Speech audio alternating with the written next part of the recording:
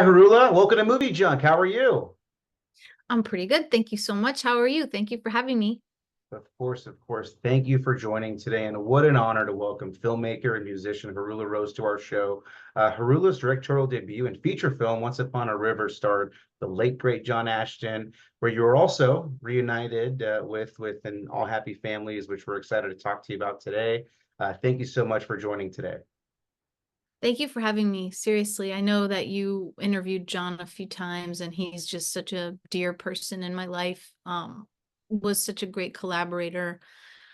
I'm still having a hard time speaking of him in the past tense because we had been texting earlier that week when we lost him and it just didn't seem real. And so it's still so fresh and I'm really glad that we have this performance from him. Both of them, really, both of my films. I'm so proud of working with him and getting to know him. But mostly, he was also just like a warm, friendly person who cared a lot about people and about the craft. And I'm very sad that he can't be a part of all these conversations now about it, because he was also so gracious and wanted to be a part of everything. He would always check in with me and always be available and wanting to be around and helpful. And I just really miss him for a lot of reasons. Definitely, definitely right. And I mean, his performance, I mean, let's even going back to, let's not forget Beverly Hills Cop just came out and also in Yeah. this film too as well. And it just mixed a lot of, his characteristics and skills in this film. But I know it's a little bittersweet, but I have a little bit of a thank you that I want to give to you because actually it was the Once Upon a River film, the project that you were attached to, which allowed me to even connect with John Ashton, which he's one of my favorite actors of They, all time. oh, But it that's so was cool. but it was that project that allowed me to even connect with him. So I owe you a little bit of a thank you or a huge thank you for that. Oh God, for sure. Yeah, he the best? Wasn't he so great to talk to? I mean, he has so many good stories and really I loved hearing him talk. I loved hearing him laugh and I'm just floored that he can't be here to see this movie with audiences. It's just Yeah, really sad. definitely, definitely. But we have obviously a multiple decades. I mean, it's 60 years of work that we can always go back and see the library of films and projects that he made. So I'm honored to obviously excited for fans to see this project so they could see your work. Believe it or not, I know we've known each other for quite a bit of time, but believe it or not, this is actually the first time that we've had you on our show. Which is really, really unique. So I don't want to do a disservice to my fans because your journey is quite unique, right? You have quite an extensive music career, and I'd love to hear just sort of where that inspiration and motivation even started. Well, music was probably my first love, just because I've been doing it my whole life. And I would say that they came about the same time, though, in childhood when I started seeing movies, but just understanding that music was such an integral part of the whole movie going experience. I was always obsessed with like who was doing the score and who was creating the songs for a soundtrack. Even when I was like 7 or 8 years old, I was just super curious about it. I just, like we were saying, my family doesn't necessarily have a background in those kinds of things, like my folks are from Greece and it was always a lot more practical in terms of what you want to do or focus on. And so music was always just a hobby, as was theater or film. I just never dreamed that I could do it as a career. And that kind of came later after college. I was hired at a recording studio in Chicago to do music for commercials actually. And then I was meeting different directors and working at Steppenwolf Theater and also working at a casting office. And I feel like that was where people said, oh, if you like music and you like casting and you like all these different things, you should think about the umbrella of being a director or filmmaker because you get to do all of those things, all at once. And that's kind of when I started thinking about film school and trying to learn more of what that would take to actually move forward and do. Definitely, definitely. And did you have any early inspirations of filmmakers, like directors or actors that you were inspired to when you were growing up? Yeah, I mean, so I have a brother and a sister who are about 9 and 10 years older than me. And so we would watch like all these old movies like from the 70s and 80s, and my parents being from Greece, we'd watch all these like even older movies, and some of them were like in another other languages in Greek. And so there's obviously like some of those directors and like John Hughes movies, especially because they were filmed in Chicago, as you Yeah, know, or greater yeah, Chicagoland area. um but I feel like, you know, there's a lot that happened, I think maybe in college and after in film school, where I really started to feel more drawn to things like by Terrence Malick, and, you know, things that had to do more with a setting and an atmosphere and characters. And I really feel like in this movie, it's very different from Once Upon a River, but the setting and the place of it is as much of a character as the actors are. And I think that's kind of an important thing. I find that I'm drawn to movies like that for sure, where you have a certain sense of a place and an atmosphere as much as the characters. They can't just be plopped anywhere, you know? definitely, definitely. And if I'm not mistaken, this is an original screenplay, correct? You wrote the screenplay as well. So Once Upon a River was an adaptation, and that was, I mean, it's definitely, it's not mine because it was written in a book first, but it still feels like you have to collapse things and really kind of figure out a rhythm to tell the story visually. But this one was a thing that I co-wrote with my friend Coburn Goss, who's amazing, and he actually played Uncle Cal in Once Upon a River. And he's just an amazing actor, and I thought we should write something together.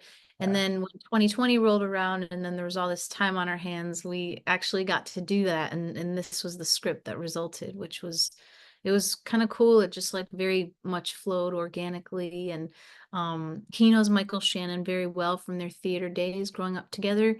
And he came on board as an executive producer, and that was really cool because it got the ball rolling, and we could, you know, cast it and actually end up making it. And it was really, really cool. what's it like collaborating with Michael Shannon? I mean, I'm just a huge fan. I mean, I love him and his work in Boardwalk Empire. He was unbelievable on that show. He's Uh, just good in everything, and he's so busy. So, you know, he's very generous with his time, but he's always everywhere, right? Like I think right now he's doing a show and he's still in Hungary, a Netflix show that sounds kind of amazing. And I kind of love him in everything I've seen him in. So he's he's very cool. Like he's also got the music crossover, so that's something we have in common. And I wouldn't say that he was actively involved like on set or anything like that. He was really just involved in, he liked the script and wanted to support his friend Kobe. And then I think he also wanted to support me as a Chicago director. And it was really just very generous of him to show up like that. And also, you know, at certain events and things like that afterwards. Definitely. And this was also filmed in Chicago. Oh yeah, yeah, right. In Irving Park, Lincoln Park, Lincoln Square, mostly the north side, but then there was some stuff from the city proper downtown and further south that crept in the B-roll and stuff like that. Definitely. And I'm a huge fan of Josh Radnor. He's awesome in this film. The TV show Hunters, he was amazing in that. He's done I mean a bunch of projects, but he was so good in this film. How was he introduced to this project, or how did he Um, join the cast? Oh, Josh is amazing. He's such a versatile actor, and yeah, he has the music thing too, by the way, that crossover, like he's making his own music now. I'm so proud of him. It's really awesome to see. He came also through music. I had a song on How I Met Your Mother years ago, and the music supervisor used to make these like mix CDs and would give them to the cast, and he was playing it at his house, and this friend of mine happened to be at his house and said, "Oh, you guys should meet." And she introduced us, and we just became fast friends. And I think we did this recently where we're like, that must have been like 13 or 14 years ago already. And we'd always talked about doing some things together, and I've sung on his records, and he's, you know, an amazing actor. And I've given him scripts to read just for his like feedback as a friend. But he I just thought he'd be great as Graham. And so when he said yes, we were thrilled. And we had already cast Rob Huebel, so we knew that those two were in. And John Ashton had already said yes. And Becky Ann Baker was our dream person for Sue, and she said yes. So everything kind of flowed. It was all, I don't know, I keep saying I got a little spoiled on this movie because it's not common where you go and someone's available and they say yes, and it's that easy a thing. So it was very cool to have that happen. Definitely, definitely. And there's an equal mix of drama and comedy. I don't know if the term is dramedy, that's even correct. Yeah. Yeah, Uh, I think you could call it that, or comedic drama, or whatever mix you want.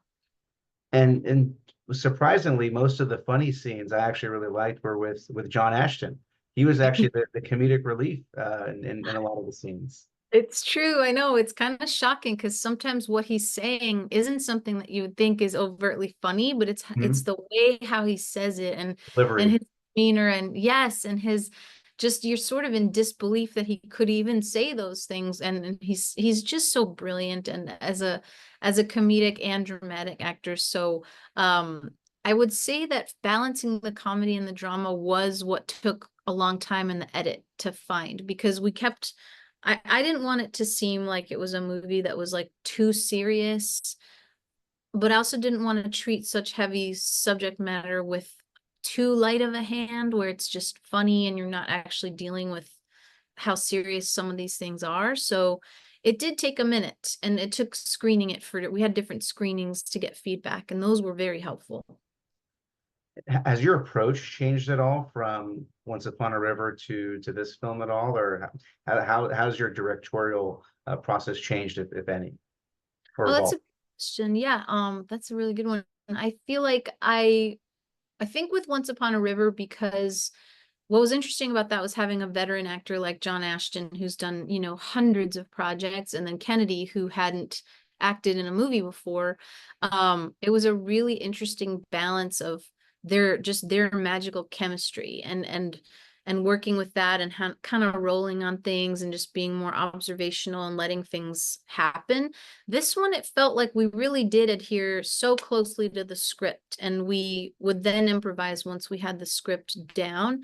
But I think Once Upon a River, because it was such an atmospheric thing, we definitely stuck to the script, but so much of it was in these quieter moments. And this one has plenty of dialogue. So I would say I don't know that my style changed so much as it was such a different storytelling that had to be in play. So it was kind of like we just needed to get through all these lines on this one, whereas in the other one it was a little more flexible and freestyling it a bit. Yeah. So was there any ad-libbing in this one? Oh God, yeah. And it was so hard to cut some of this stuff because it was hilarious. Each one of these actors really brought their A game. And so we'd get everything that was on the page, and then we'd just be like, okay, let's riff on that. And then they would, and that would also be hilarious. So a lot of the time I had to cut back on how funny certain things were just to make sure we weren't going off the rails into making it be too too funny all the time. Definitely, definitely. And I'm going to give a little bit of a spoiler. And if you ask me to take this out of the interview, I will. But there's a little bit of a bittersweet callback, and it's at the end of the movie or towards the end of the movie, where John Ashton actually has a cigar in his mouth, which we didn't get surprisingly in the last Beverly Hills Cop movie. And he'd mentioned that, he was pushing for it, but for whatever reason, it wasn't included. But we got to get that in this movie.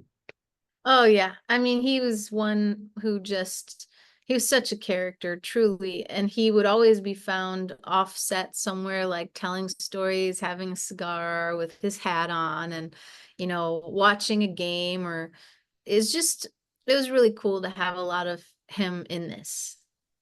Definitely, definitely. And I do want to, ask a little bit more around, your directorial technique, because I did see in another interview that you do have a 90-minute rule. Is that at all correct? Or do you have like a 90-minute goal? Like, are you able to elaborate a little bit more on that? Yeah, I just don't like really long movies. I don't know. I'm if it really warrants being 2 hours or 2.5 hours plus, it really has to be something like, kind of epic Lawrence of Arabia kind of stuff.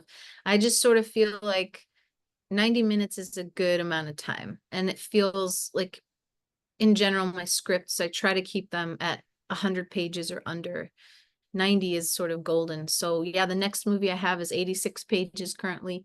And then another one that I didn't write, but that I'm gonna direct is about at like just under 100. I just feel like you can get so much more accomplished if you give yourself some parameters and you're not just, you know, taking too long to get to a point. I don't know. I mean, I don't want people to think I don't like longer movies. I do, but I just feel like it's rare when it really feels like it's totally warranted. Definitely. And as a aspiring screenwriter, I love learning from filmmakers. So definitely, obviously, just learning from filmmakers on styles and techniques, and also our audience too. There's aspiring actors, writers, directors that learn from filmmakers as well. So I think it's always a good opportunity to learn. I know from myself, just these days, I can't sit in a movie theater for over 2 hours anymore. I tend to fall That's what asleep. I'm saying. Yeah, I think it's better to give yourself these limits, and I found that, my best version of any script is usually the shortest one. And it's not just because of length, it just means you're not wasting time. For Once Upon a River, I had these early drafts that were like 120 pages, and once I finally realized, okay, I don't need this. Is this essential? Oh, I don't need this. It really improved the whole entire thing.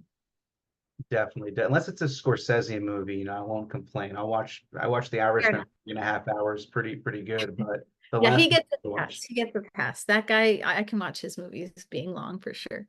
definitely. And you do direct, you're obviously a musician, you also write. Do you have any aspirations to actually get in front of the screen as well too and do more acting roles or Well, I think I would if it was something that I felt like I could really do convincingly, if it was someone who played music, or if it felt like something that I could really invest in and feel like I wasn't somehow being disingenuous, But I can't imagine starting over and being like, oh, I'm gonna go on all these auditions now for whatever under the sun.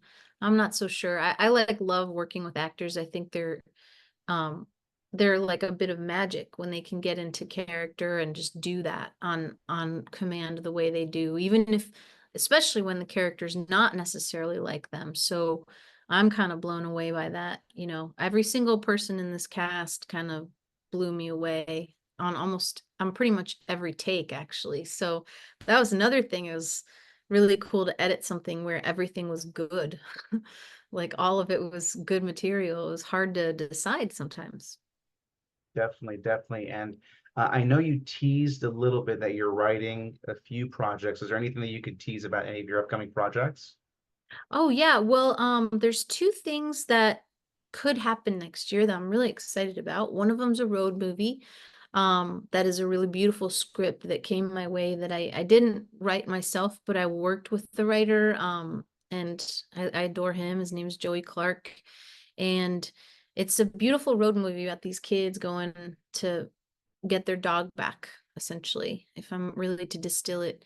But it's really about family and friendship, and it's really moving, and I love it. And I love that it's about kids. And I like working with all kinds of people, so it'll be fun to work with kids. And I have another one that I co-wrote with a friend that's also just kind of a grounded character piece, and it's about these two different groups of people who they're very different social classes and backgrounds, but they kind of inevitably meet in this way. And it's about kind of how they change after they all interact. And I really am excited about both of them. And I always have other ideas, but writing does take a while. So those are the ones that are done and hopefully will happen next year or soon. So excited for that. And again, that gives us an opportunity for round two to talk about those projects as well. I know your schedule's busy. I know you have, multiple showings that you're doing, obviously, with premiering this film in front of audiences. But when you're not working and when you have some time to yourself, what are some of the TV shows that you're binge watching or the last movie that you saw? Oh, well, we usually want to watch something funny, especially at the end of the day, especially if we're like reading the news and things seem particularly bleak. We've been watching old episodes of things like 30 Rock or Peep Show or Friends or Seinfeld or whatever it is. And I also am now watching the documentary, the HBO one that's about Texas that Richard Linklater did with Larry Wright. And that's really been interesting to watch the last couple nights because I'm going back to Austin for the first time in a few years this weekend. So I've been watching that, and that's been really great and informative. And in terms of movies, um, I'm trying to think of the last one I saw. I I feel like it was Thelma, which I loved, with June Squibb and Fred Hechinger and Parker Posey, Clark Gregg. I really love that film. I got pretty emotional, and I'm excited to see Honora, the Sean Baker film. I'm hoping to see that on the big screen this weekend. Nice, nice. Well, Haroula, thank you so much. It's been an honor to have you on our show. Really enjoyed the film All Happy Families, and I know for fans that haven't had a chance to see it in theaters, they're going to get the chance to see it on all digital platforms this Friday. You definitely don't want to miss it. Thank you so much for joining today. Excited to share with the fans, and really looking forward to the entire audience now to be able to see it seamlessly from the viewing of their homes. But just want to thank you Yeah, so thank you. Thank you much so for much for today. having me too. It's really fun to talk about, especially, you know, I just really hope people enjoy it. And it's nice timing, I guess, with holidays coming around, having it be a family movie. And so just, yeah, hoping for the best. Thank you. Definitely, definitely. No, there's no it's a feel good movie. It's a funny movie. It takes itself serious, but not that much. I really think fans are really going to love it, and they're going to just see some amazing performances. And again, I who wouldn't want to see an amazing performance from John Ashton as well too. I So know. Yeah, I'm so happy to be in his final piece of his chapter, you know. It's this and Axel F, I guess, you know. So definitely, definitely. Well, Harula, thank you so much. Really appreciate the time. Excited that we were able to finally, after all these years, get you on the podcast and hopefully many, many more times. Thank thank you you. so Yeah, I much. appreciate it. Thank you. Awesome. Take care. You too. Bye.